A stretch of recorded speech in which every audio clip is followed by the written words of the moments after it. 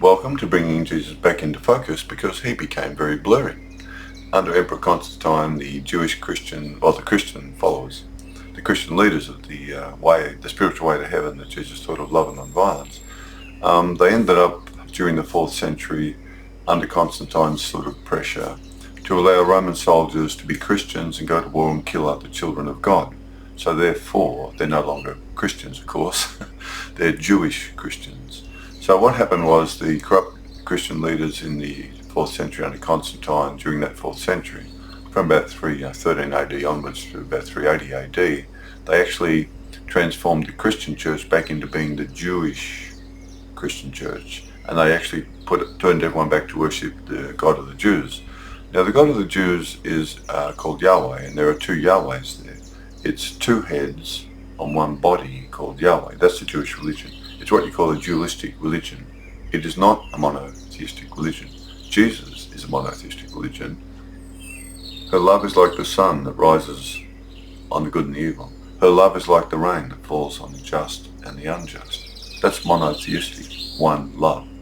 If you want to get into the heavenly spiritual world, your love must be as perfect as the loving spiritual creator's love. Mono, love only. The Jews love to kill and love to love. Two different gods, of course, a war god and a god of love. So there's two heads on one body, and Jesus warned them, you're worshipping a satanic war god, he said. You're children of your father Satan. He was a murderer and a liar from the start, and you do the desires and lusts of Satan.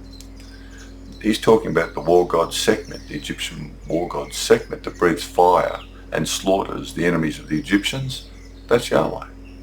He incinerates children who bring him the wrong sandwich for dinner, the wrong offering.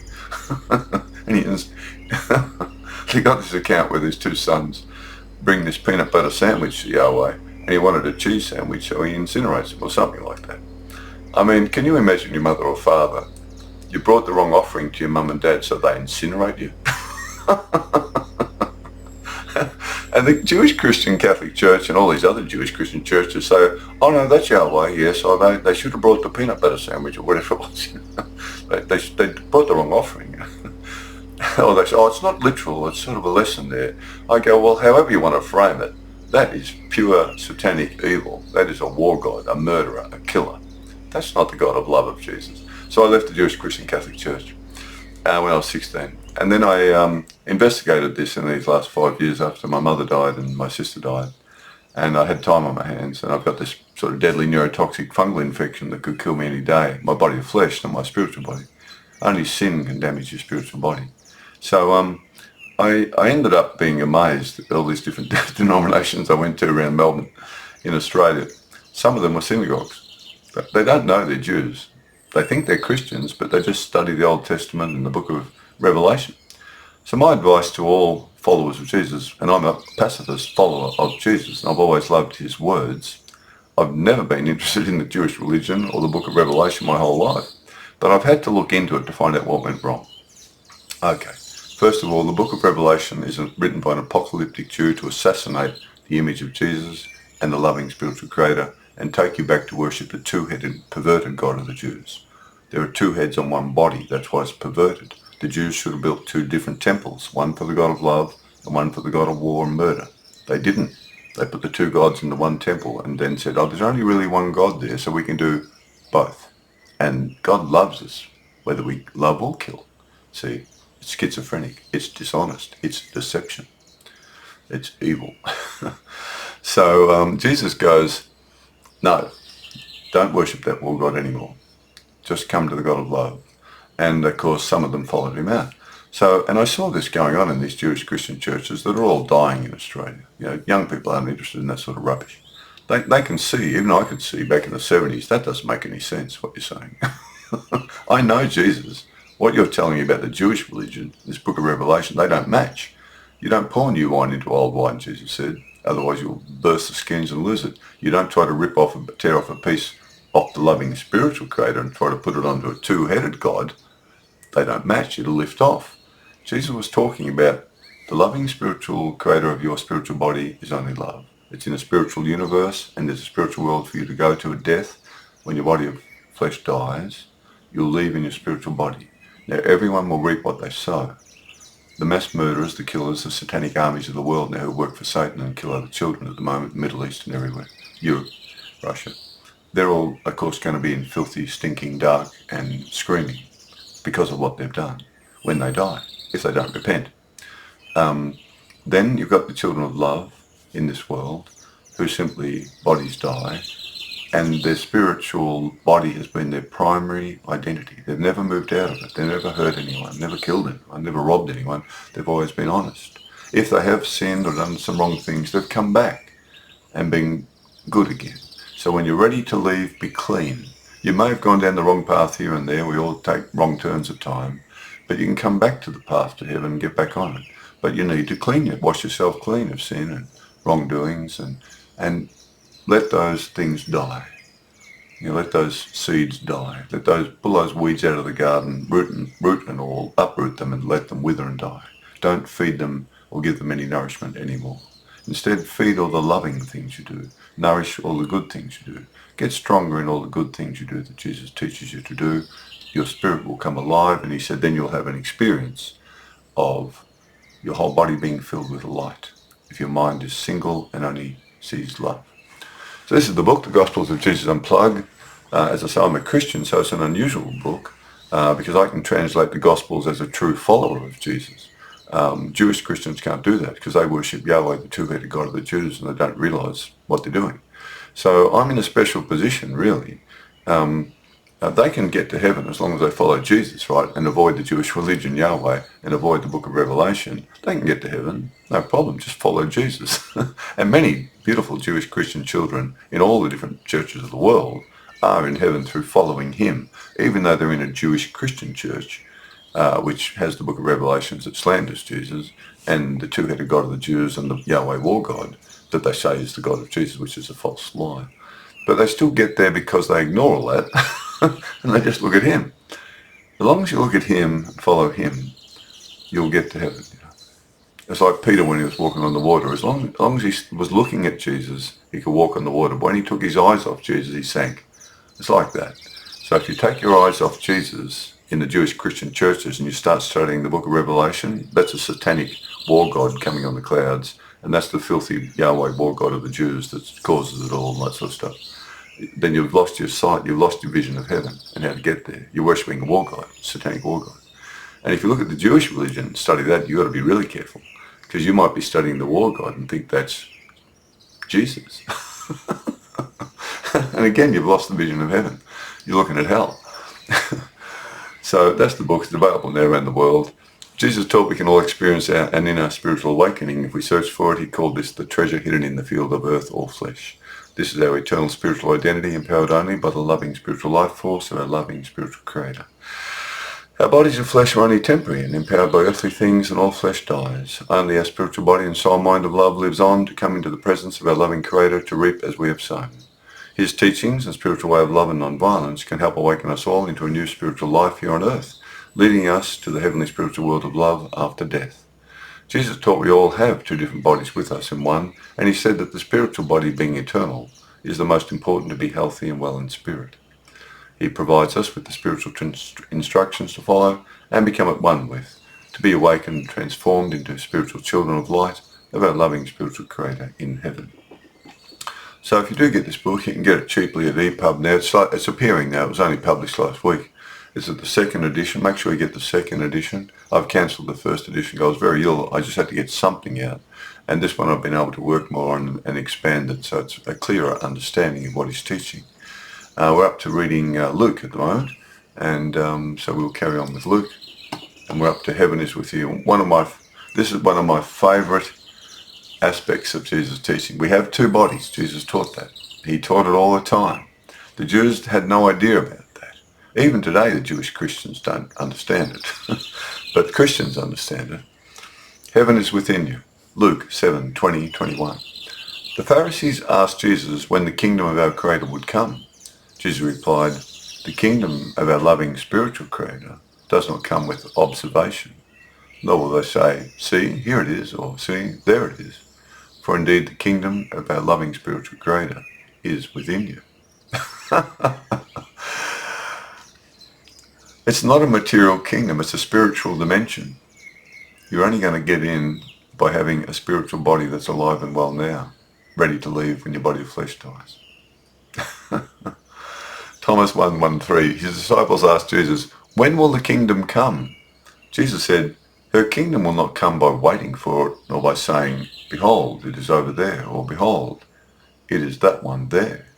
Rather, our loving spiritual Creator is spreading her kingdom out upon the earth, but men do not look to see it."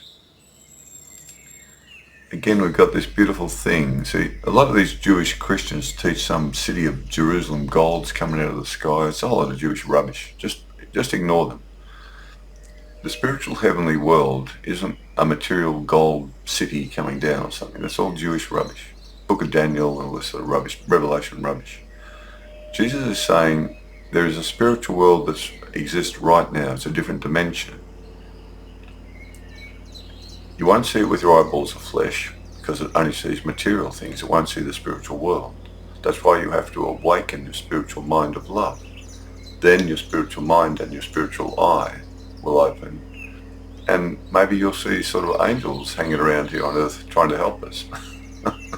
Thomas 3, Jesus said, "If your leaders say to you, 'Behold, the kingdom of our loving Creator is in the sky,' then the birds in the sky will get there before you. If they say to you, 'It is in the sea,' then the fish will get there before you. Rather, the kingdom of our loving spiritual Creator is inside you and outside you." When you know yourselves, then you will be known and will understand that you are children of our living spiritual Creator. But if you do not know yourselves, then you live in poverty and embody that poverty. Jesus is saying if you don't wake up, you've got a spiritual body that's not going to die after your body of flesh dies. You're living in the flesh, which is very poor indeed. It dies. That's poverty. To know yourself is to know your spiritual identity as a spiritual child of love on earth. That's your true identity. Everyone has the same spiritual mind of love when you awaken, but you will express it with your own personality in your own way, and I will express the same love that you are at one with through my personality. We'll both have the living, loving spiritual life force in our spiritual bodies, and we'll express it through our bodies of flesh while we're here in the dirt world. That's what Jesus meant by saying, "I'm in you, you're in me, and I'm in the Father," sort of thing, I'm in the Mother. The loving spiritual life force will be in you as it is in me, as it is in the loving spiritual Creator and heaven. If you're filled with the loving spiritual life force, that means you've got a spiritual body and it's alive and well, and it's not going to die. Our body of flesh, yes, it does die, and it rots. It's made of the earth, it goes back to the earth. Your spiritual body goes back to the spiritual dimension. Are you ready to stay there in a world of beautiful love forever, with other children who are also just beautiful and loving? There's no fear there, there's no harm, there's no death. That's it. It's a different dimension, different life force has created it. It's a loving life force. Jesus and Buddha found it, woke up that they had it within them, and they became enlightened. And we have to too. Thomas 51, his disciples asked him, "When will the final rest for the dead take place? And when will the new world come?" He said to them, "What you look for has already come, but you do not know it." Heaven already exists, he's saying, but you don't know it. You haven't awoken your spiritual body yet. When you do, then you'll understand what I'm saying. What you look for, it's already there. Heaven's already there. You've got to wake up your spiritual mind of love and non-violence to even see heaven, or have any hope of being in heaven. It's already there. Wake up to your spiritual mind of love. Thomas 18. The disciples said to Jesus, "Teacher, tell us about the end." Jesus replied, "Have you already discovered the beginning, that now you seek after the end? For where the beginning is, the end will be also. Blessed is the one who stands at the beginning. That one will know the end and will not taste death." If I wake up to my spiritual body fully and really feel heaven's loving life force flowing into my mind, and my mind is There's no evil in it anymore of any sort, or evil thoughts or bad thoughts or dark thoughts or wrongdoings or something. Certainly no major murdering like the satanic children in the armies, nothing like that. But even minor sins or minor wrongdoings or something, all clear, just love. That is the beginning of my spiritual awakening into the spiritual identity. Once my mind is clear of all the dirt, warm, I'm at the beginning. I'm at the beginning of my life in heaven while I'm on earth, in a body of dirt and flesh, blood and bones. I'm going to leave it, but I'm actually already at the beginning of my spiritual life in heaven because I've brought my spiritual body alive through making sure my spiritual mind is only filled with the words of Jesus, of how to become awakened and at one with love. As Buddha also taught, clean your minds out from all the dirt. They both taught that, and you'll have the clear light mind experience of love. That's what they both taught. And so that will also be the end. You see, the beginning of my spiritual life is the end of my dualistic body of flesh identity. I still have a body of flesh, but now my whole being on the earth is primarily a spiritual mind of love. And then it's just expressed through the secondary body of flesh. Your body of flesh has to become secondary. Your primary body has to become your spiritual body ready to leave at death. And when that wakes up, that's the beginning of your new life. The idea is that you have to wake it up now, if you can. It'll help the earth to start with in this world, this evil world. All the satanic children we need as many spiritual children as we can get. But the thing is, you'll wake up now. And when you wake up, that's the end of your old life, where you were dualistic. Oh yeah, I hate those people. I love them though. That's all gone. That life's ended. You're a spiritual child of love now on earth. That's the beginning. And that's where the end is of the old dualistic mind you had. The Jewish God is dualistic. Love, hate, kill, murder. Love. Love your neighbour as yourself. Go and kill them and steal everything. Two different gods. That's dualistic. Divided. They're in darkness. The Jewish religion's in darkness. Jesus says, no, you've got to be at one with love. Otherwise you'll always be in darkness. Jesus said, blessed is one who came to life before coming to life. Again, that he's talking directly to you and me. You've got a spiritual body. If you come to life and live out of your spiritual mind of love, you are blessed indeed, because blessed is the one who came to life and awakened into your spiritual mind of love before coming to life in heaven. Because that's how you get into heaven. You got to wake up now. Author, Jesus is telling us that we all have a living spiritual connection to the heavenly spiritual world of our loving spiritual creator within us right now.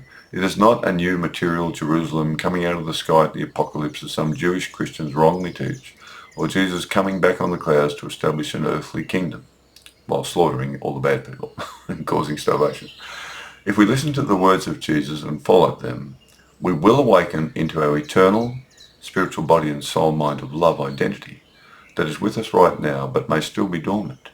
That would be like staying in poverty, as Jesus said. But if we do wake up, are born again or arise into spirit, it will mean we have reached the end of our identity based on the body of temporary flesh and begun our true heavenly identity as eternal spiritual children of our loving Creator in the heavenly spiritual world while still in the flesh.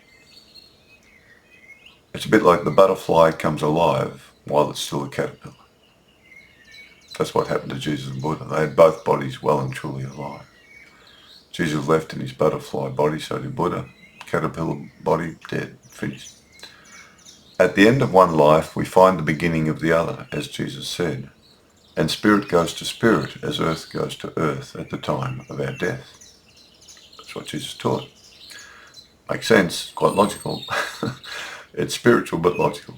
By becoming spiritual now, we are bringing heaven to earth through the loving spiritual life force that sustains our eternal spiritual bodies and soul minds of love, which we then share with all other children.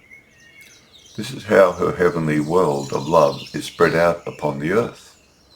through our own spiritual awakening.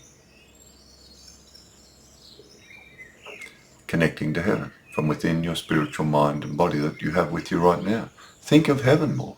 Think of how beautiful it is there, and think how no one hurts anyone there. I'm going to be like that now. Just meditate on heaven. I do it all the time. Then as Jesus says, it's really powerful. Then as Jesus says, it will be inside you and outside you.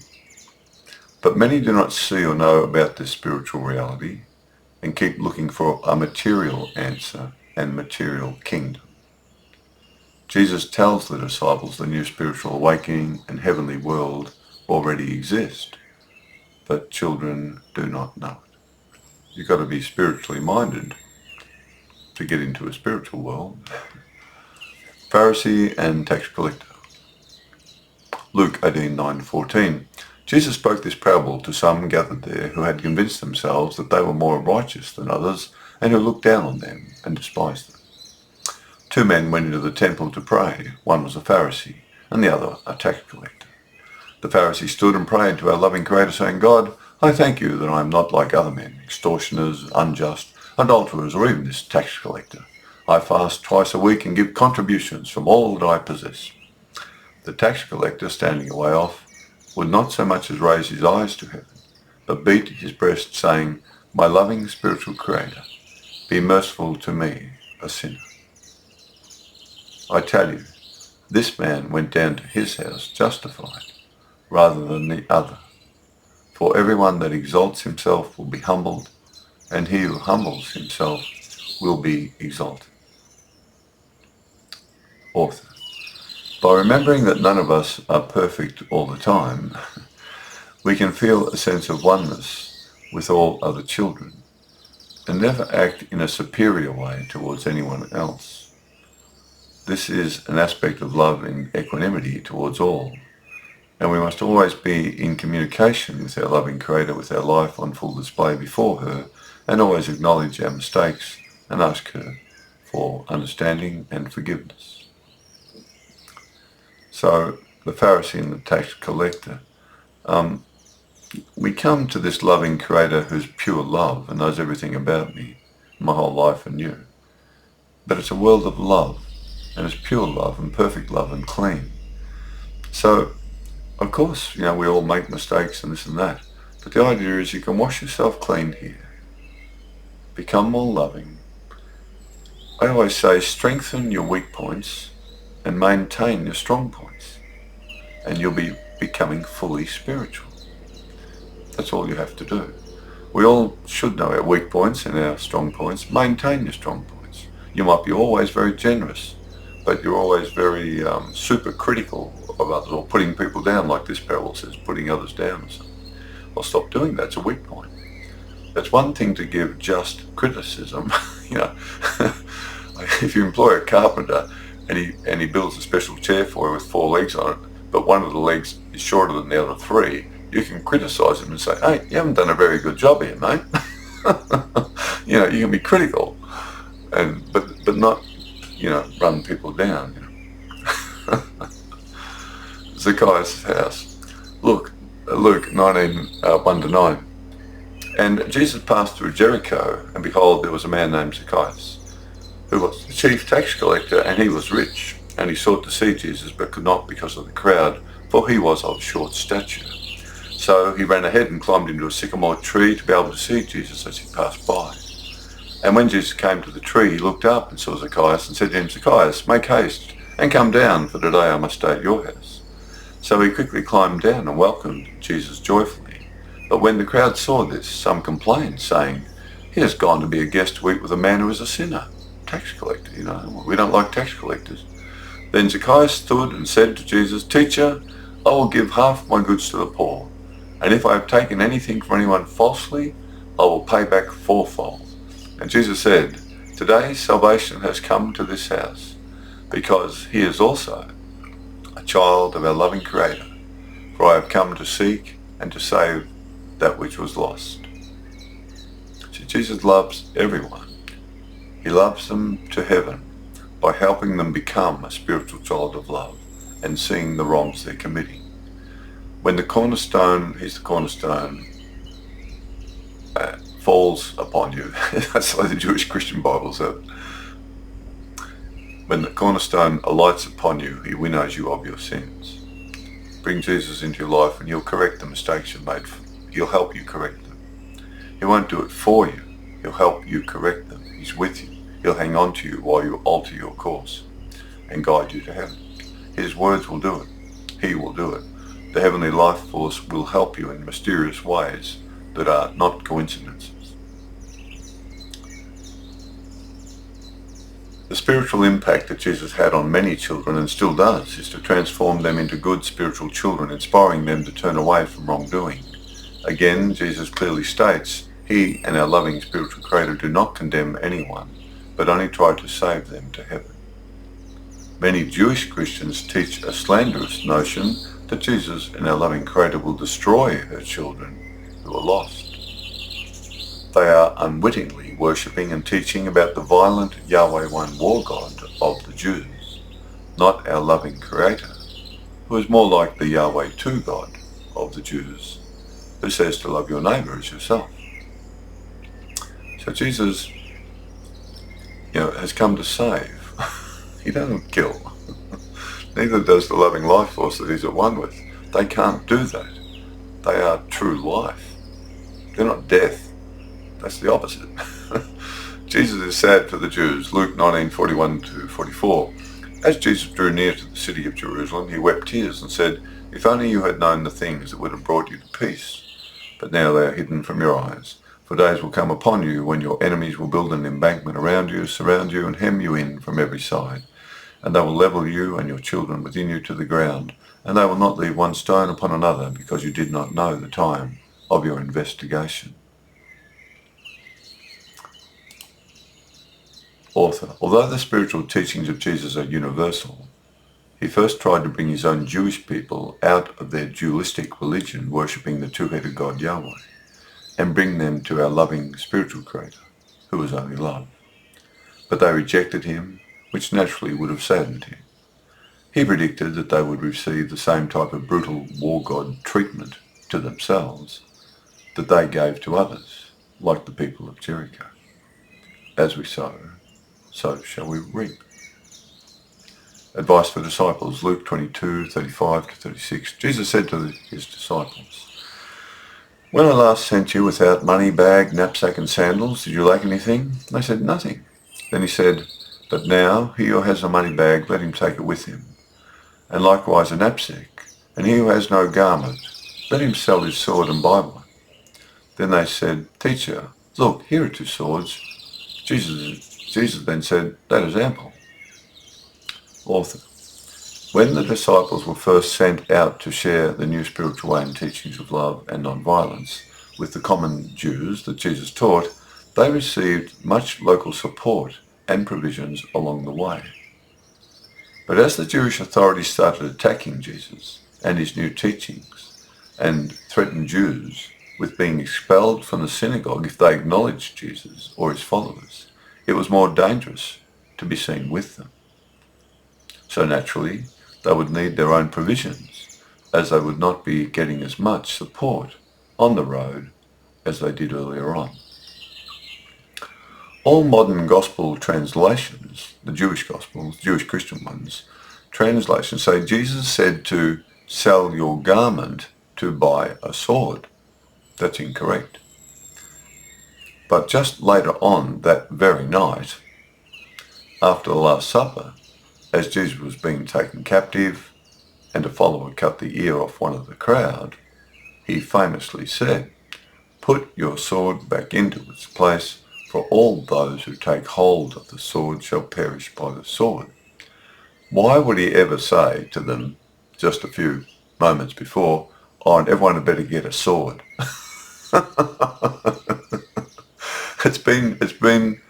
It has been deliberately twisted. Most likely during maybe the 4th century, early 4th, around Constantine's era, maybe even before that. But it was to get Christians to give sort of like that wedge in the door, open the door a bit so Christians could go and kill. I mean, if they just switch it around, all they had to do was change the 2 words. And then it's like, oh no, Jesus says, sell your garment and get a sword. Jesus said that. Oh no, we can go to war now. The apocalyptic Jew who hates Jesus did that, whoever he is, whoever he was, to destroy the reputation of Jesus and to destroy your way to heaven. They didn't have many provisions. It was going to be cold, they needed a garment. Many men, particularly fishermen in particular, always had a dagger or a sword of some sort to cut the nets and work with the nets and cut the fish open, So dagger, sword, depending on the Greek translation, the Greek interlinear, it may be sort of sword, but it could be just dagger. So everyone had those sorts of utensils for their daily life, cutting up things. And he's saying, well, if you haven't got a garment, people won't be giving you much shelter in their homes anymore because they won't, don't come into our house. We don't want anything to do with Jesus. We'll get kicked out of the synagogue. So make sure you've got a garment. That's what he's saying. Make sure you've got a garment. And then some of the disciples generously said, oh, look, here's a couple of our swords. We can sell these to buy a garment for those who haven't got a garment. That's what actually it meant. They're offering the swords to be sold. So if any of the disciples haven't got a good enough garment, oh, look, here's a couple of swords, here, you can sell mine to get a garment. And Jesus says, oh, that's ample. We only need a couple because Thomas hasn't got a good garment and Bob over there, his is a bit ragged, and Anthony left his at the tuck shop or something. That's the real saying. It's been perverted by an apocalyptic Jew to damage the reputation of Jesus and to infiltrate Satan back into the Christian religion so he can go and kill like the Jews do in the name of Yahweh, their war god. That's slanderous.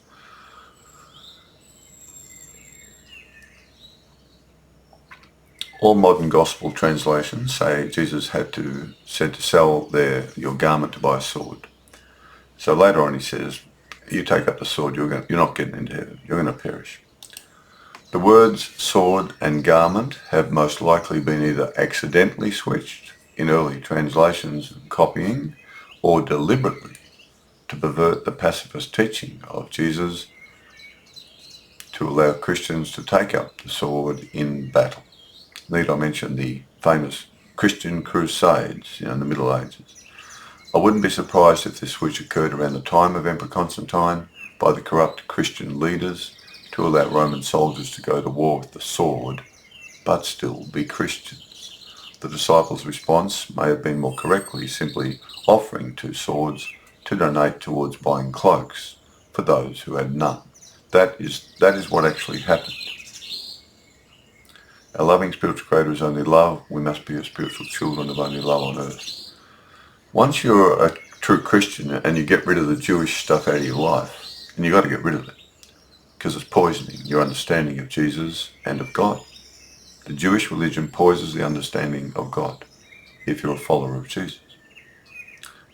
The God of Jesus is not Yahweh because Yahweh is a 2-headed God. There are 2 Yahwehs. So you can't worship that God. You can, if you want to go to the trouble of finding all the references to the good, loving Yahweh. You can do that if you want to in the Jewish religion. And that could be quite handy. They've got some loving sayings there from a God of love. And you just completely burn the rest about going to war and murdering everyone at Jericho. That's a satanic war god, as Jesus told. So he really is fantastic in his words. They're consistent. Once you get rid of the poisons and the lies and the Jewish overlays and the distortions and rip out the book of Revelation and burn that, cut the Jewish religion and get that out of the way, get it away from him, then you just start to zero in on his main message. You've got a spiritual body with you now. It's going to leave when this body of flesh drops dead. You'll black out. This world and this universe is finished for me and you, because the physical body in the physical universe is dead. So this universe and this physical body are all dead to me. I'm no longer seen. My spiritual body leaves, and at that moment my spiritual eye will open fully. And I hope, I may be guided to, or taken to, a spiritual world if my spiritual life on earth has been a living life of love and caring for others. then my spiritual body has been alive and well, as Jesus said to do, and live out of that love from heaven. Don't hurt anyone. Say sorry to anyone you've hurt. If you've gone down the wrong road, come back. Say sorry again. Oh, sorry, that was the wrong road. Indulged in that too long, you know. And then I hope I will come into sight of a spiritual world, spiritual universe. I hope, of course. I hope. I don't know, but I hope. And then my main goal now then is to be spiritual now, to be ready. That's why I'm a pacifist Christian of love and non-violence. But I do speak out very forthrightly about the slander that the Jewish Christians are doing against my wonderful friend Jesus. My whole life, since my childhood, he's my great friend and spiritual guide to heaven.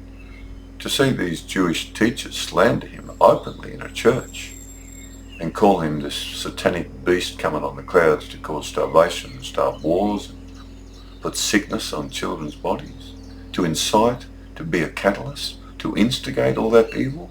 Jesus is going to instigate the evil, and they twist it and pervert it, and that's because they're Jews. They worship the two-headed God Yahweh. They don't realize what they're doing. They're Jews. They're not worshipping the one loving spiritual life force that Jesus and Buddha were both at one with. It's in his words. Her love shines on the good and the evil.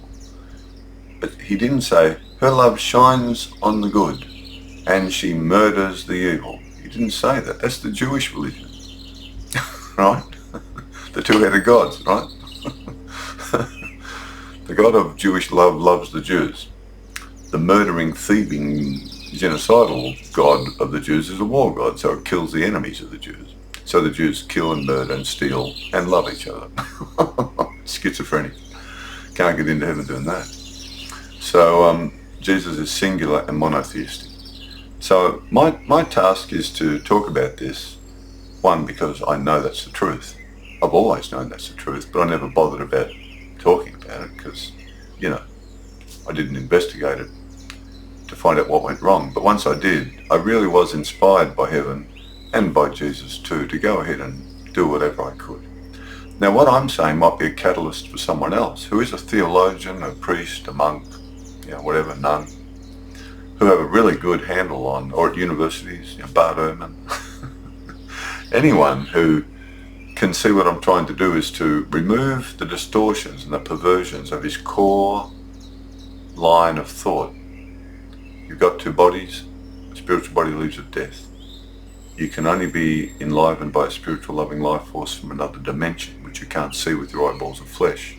But once the loving life force comes into your mind, through cleaning your mind of all the dirt out of it, then you will understand exactly what I'm saying, because you will have the same experience that I and Buddha have had, the clear light mind with no evil in it. And you realize, heaven exists, and I will be there now with this beautiful mind of love. Now I know how to get there.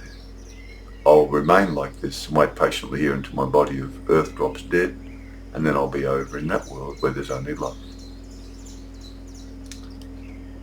By all means, if you wish to criticise what I say, please do. There you go, jcinfocus@gmail.com. But I'm so boring, no one even criticises me. I often say, I've got photos here of my late father and dog and mother and sister on the wall. Their spiritual bodies all left and their dead bodies died. And I often talk to them and I say, well, no one listens to what I say, no one buys my books, but I enjoy talking to myself anyway about Jesus and the loving Creator. So my impact is very tiny, but it may be a catalyst for someone else who's more learned in Greek language, and I may be a trigger for them to go, oh, wait a minute, that's an interesting point he's made there. Yes, the Thomas Gospel about the net in the sea and the one good great fish, and the fisherman caught it, the wise fisherman, he's right. That does sound more like Jesus than the The good are going to be thrown away, and the good are going to be saved, and the bad fish are going to be destroyed, and the angels are coming from heaven, and they're going to throw them into hell. Yeah, that guy's got a point. He might have a point. Some of these Gospels have been perverted by this Jewish apocalyptic stuff. Gee, maybe the apocalyptic book is a complete load of crap, as he said. I'm a gardener, I ought to know. I've dealt with a lot of manure, I assure you. And I'm telling you, the book of Revelation is a load of manure. Cut the religion and get that out too, because you've got a stinking war god in there. You don't want that in a Christian church at all. That's my advice. You don't have to take it if you don't want to. If you want to stay in a Jewish Christian church, only listen to the words of Jesus and ignore the rest. You don't need any of the other stuff. There is a good Yahweh in the old Jewish religion, but you've got to be careful. They'll tell you about the violent war god being the God of Jesus as well. They lie to you. They're going to mess you up. Don't listen to them. The war god of the Jews is not the God of Jesus. Full stop. Bye for now, and love your way to heaven. Okay.